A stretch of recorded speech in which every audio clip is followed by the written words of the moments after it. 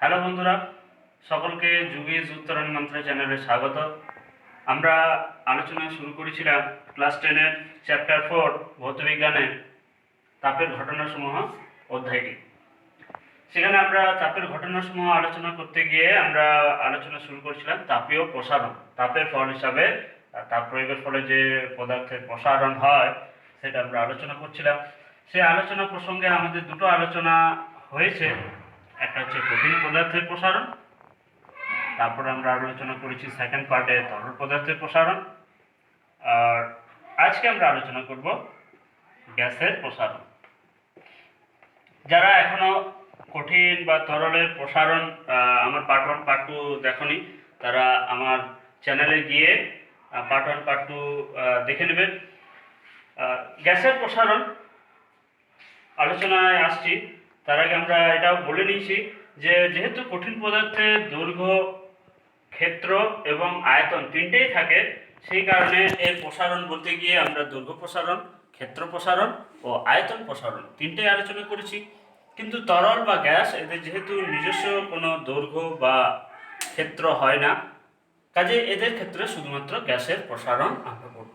এবং এটাও আমরা বলেছি যে প্রসারণের দিক থেকে কঠিন পদার্থে সবচাইতে তাপীয় প্রসারণ কম হয়, তারপরে তরল, এবং সবচাইতে বেশি প্রসারণ হবে গ্যাসের। তাপ প্রয়োগের ফলে গ্যাস সবচাইতে বেশি প্রসারণ ঘটে।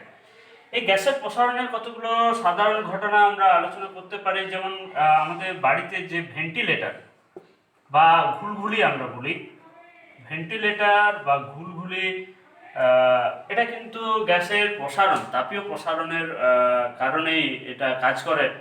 কি হয় না, আমাদের নিঃশ্বাস প্রশ্বাস বা অন্য কোনো কারণে ঘরের যদি বাতাস গরম হয়ে যায়, সেই গরম বাতাসটা কি হয় না প্রসারিত হয়, আর প্রসারিত হলেই সেটা কি হবে না লঘু হয়ে যাবে, ঘনত্ব কমে যাবে, এবং ঘনত্ব কমলে সেটা কি হবে হালকা হবে, হালকা হলেই সেই বাতাসটা, গরম বাতাস সর্বদাই উপরের দিকে উঠে যাবে।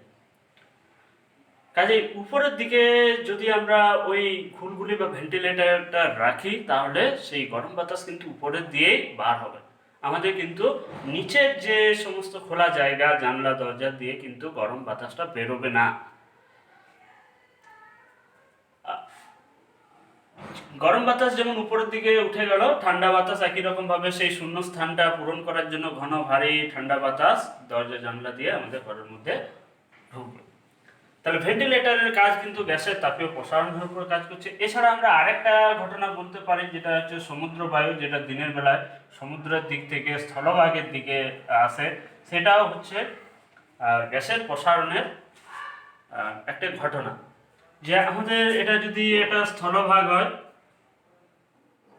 এটা যদি স্থলভাগ হয় আর এটা যদি জলভাগ হয়, আমরা জানি স্থলভাগ সূর্যের তাপে তাড়াতাড়ি গরম হয়, জলভাগ গরম হতে সময় নেয়।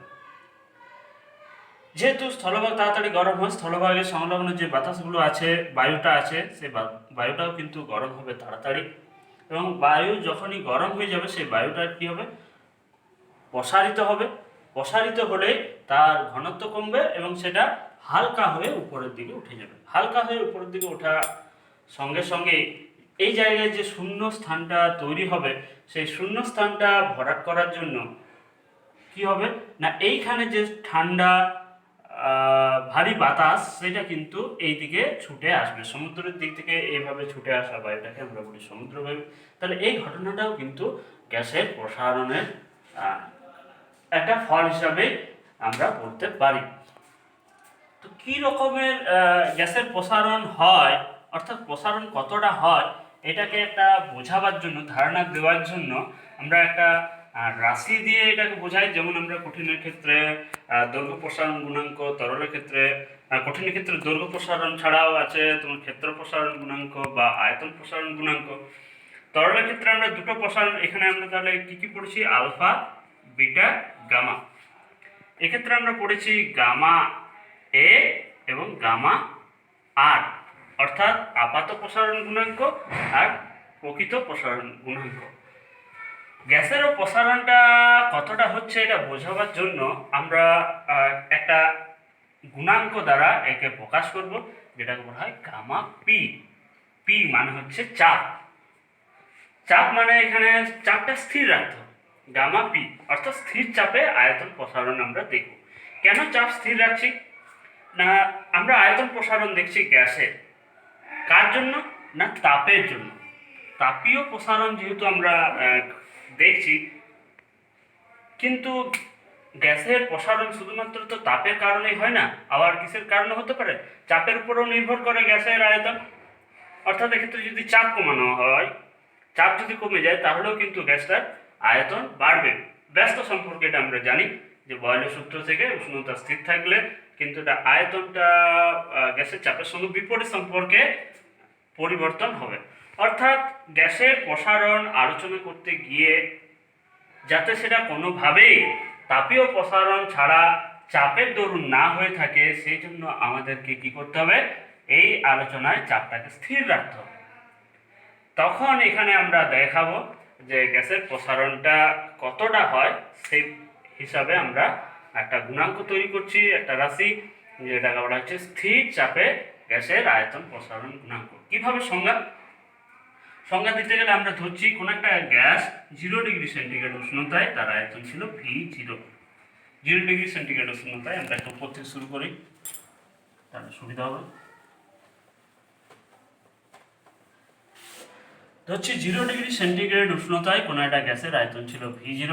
টি ডিগ্রি সেন্টিগ্রেড উষ্ণতায় সেই গ্যাসটার আয়তন হলো VT। তাহলে গ্যাসটির আয়তন বৃদ্ধি হলো VT মাইনাস V0। কত আয়তনে এটা বৃদ্ধি হলো, V0 আয়তনে। তাহলে একক আয়তনে কত হলো আয়তন বৃদ্ধি, VT minus V0 by V0। এবং উষ্ণতা কতটা বেড়েছে, 0 থেকে T, মানে T উষ্ণতা বৃদ্ধির দরুন একক আয়তনে এতটা আয়তন বৃদ্ধি হয়েছে। যদি আমি একক উষ্ণতার জন্য একক আয়তনের বৃদ্ধিটা দেখতে চাই, তাহলে কি করতে হবে, বাই এখানে T করতে হবে। অর্থাৎ এইটা করার সময় কিন্তু আমরা অবশ্যই বারবার বলে রাখছি যে এই প্রক্রিয়াতে চাপ আমাদেরকে স্থির রাখতে হবে। অর্থাৎ স্থির চাপে আমরা ধরছি 0 ডিগ্রি সেন্টিগ্রেড উষ্ণতার V0 আয়তনকে টি ডিগ্রি সেন্টিগ্রেড উষ্ণতায় VT আয়তনে নিয়ে এলাম।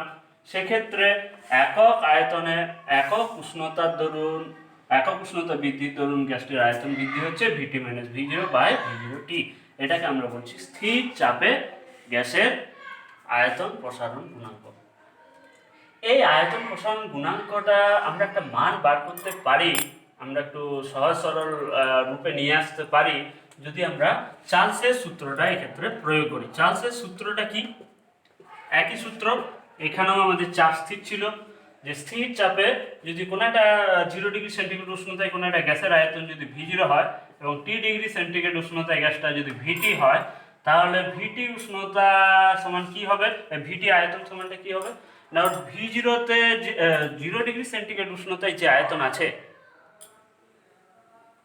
0 ডিগ্রি সেন্টিগ্রেড উষ্ণতায় কত আয়তন V0 প্লাস কিছু বাড়বে, কত বাড়বে না, ওর 0তে যে আয়তন V0 এর একক উষ্ণতার জন্য 1/273, টি উষ্ণতা বৃদ্ধির জন্য হবে V0 × T/273। অর্থাৎ VT সমান আমরা জানি V0 1 প্লাস T/273। এটা হচ্ছে চার্লসের সূত্রের গাণিতিক রূপ, এটা আমরা জানি। এইখানটাকেও আমরা একটু যদি সরল করে নিই, যে VT মাইনাস V0 সমান কি দাঁড়াবে, VT মাইনাস V0 সমান হবে গামা পি V0 × T, বা VT সমান দাঁড়াচ্ছে V0 1 plus gamma P T. এটা 1 নম্বর সমীকরণ বলছি, এটা 2 নম্বর সমীকরণ। এই 1 নম্বর আর 2 নম্বর সমীকরণকে আমরা যদি তুলনা করি, তাহলে কি দেখতে পাচ্ছি, VT সমান V0, VT সমান V0 1 plus gamma P T, এখানে আছে T/273। অর্থাৎ এই গামা পি এর মানটা কত আসছে, গামা পি এর মানটা এখান থেকে, তার মানে দুটো তুলনা করলে আমরা দেখতে পাচ্ছি যে গামা পি সমান হবে 273।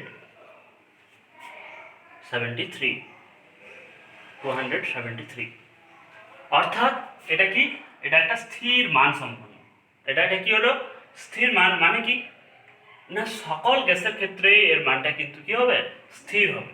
সকল গ্যাসের ক্ষেত্রে এর মান কি দাঁড়াবে, স্থির। অর্থাৎ যে কোনো গ্যাসের জন্য যদি উষ্ণতা আমি সমান বৃদ্ধি করি, সম পরিমাণ গ্যাস নিই, তাহলে সকল গ্যাসেরই কিন্তু কি হবে, সমান পরিমাণ আয়তন প্রসারণ হবে চাপ স্থির রেখে। তাহলে এই মানটা তোমরা সকলে ভালো করে মনে রাখবে। স্থির চাপে গ্যাসের আয়তন প্রসারণ গুণাঙ্কের মান স্থির, সেটা হচ্ছে 1/273। এবং এর একটা একক থাকবে। একক কি, এখানে আমরা গামা পি সমান কি দেখছি, ভিটি মাইনাস V0/V0t।